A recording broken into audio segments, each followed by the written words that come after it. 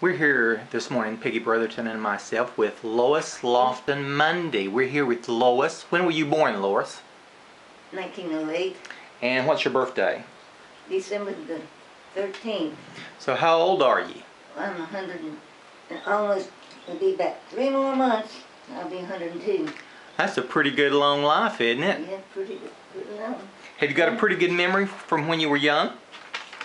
It's longer than I expected to be, you know. Never thought I'd live this long. My parents didn't live near this long. Where were you born? In Catawba County, but I don't know for sure. I think it's over at Grandpa Longton's place. You think you were born at his house? I'm not for sure. I didn't ask them questions much, but back then wished I had them. But I think it was at Grandpa's. Most people back in those days were born in homes. They weren't really born in hospitals. Yeah, no, I wasn't born in a hospital, I don't think. Well, What was your life like as a little girl?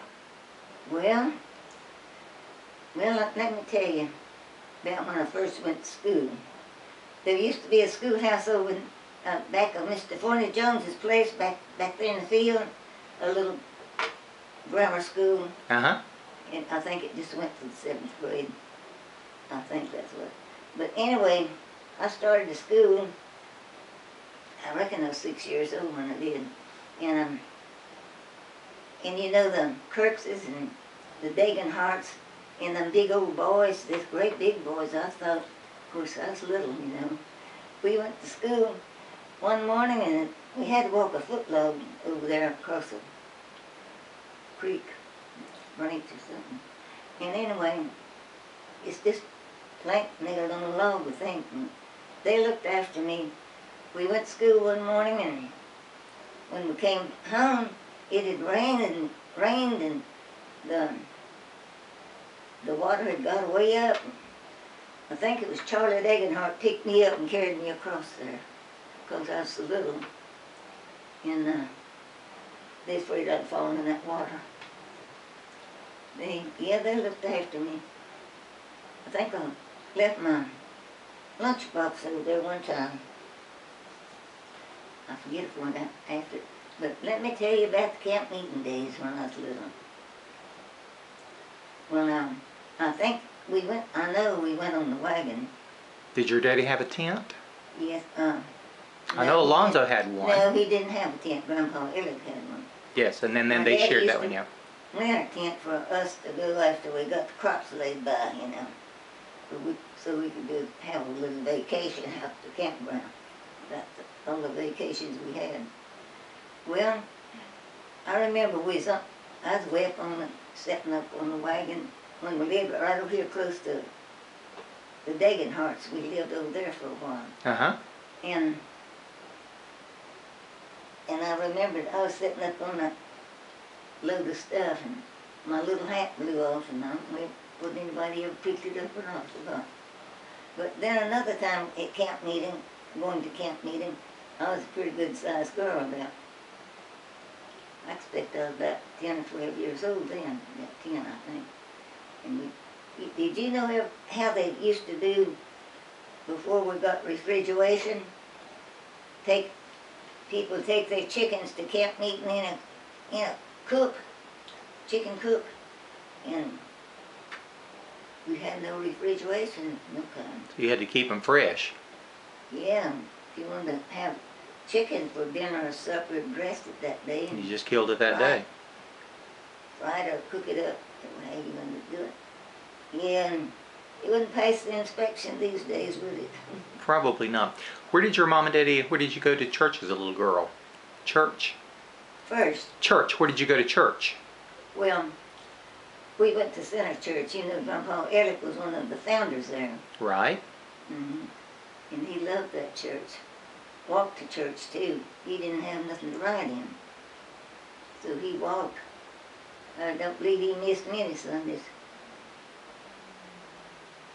And, yeah, the second time I was telling you about the chicken coop and chickens in there. And I think we rented Mr. Coulter's tent from Catawba, I think that year.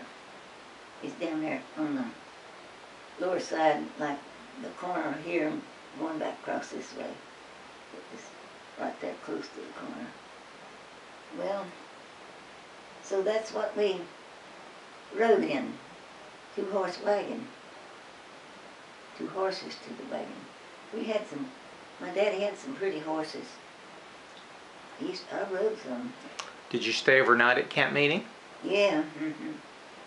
Yeah. What did you and your brothers and sisters do while you were out there? Your brothers and sisters, Marie and Glenn, what did you all do? Yeah, what did we do? Yeah. Well, we worked in the cotton patch a lot. So did your daddy have a farm? Yeah, back over here, back off the road from up here at Mr. Pump. So you picked cotton? No, we hoed cotton and old crabgrass grows so fast, and had to get it all out before we could go to camp meeting. Then after camp meeting, then, on about October, the patch was full of white cotton. Yeah. When did you meet Preston? When did you meet Press Monday? When did you meet him? Oh, when we lived over here, well, let me tell you about when we all got sick at one time with the flu. We had just moved over there to the farm. That year, Just over at Pump Alleys? No, it's back down in below Pump Alleys. Okay. Over in there towards the Taylors, over that way. Okay. Yeah, I think it was 1918 when that flu epidemic killed so many people. Uh-huh. Well, we had just moved over there and at that place, and Aunt Pearl had come down to see us, stay a couple of days. She got sick too. I remember being in the bed with her. Me and her had the flu, was sick, and well, all the beds was full with all the kids, I think. Your whole family got sick, all the kids, just about? We all was sick at one time, except I don't think my daddy was sick at that time, and I don't think Marie was sick at that time. But I forget whether they took it later on or not.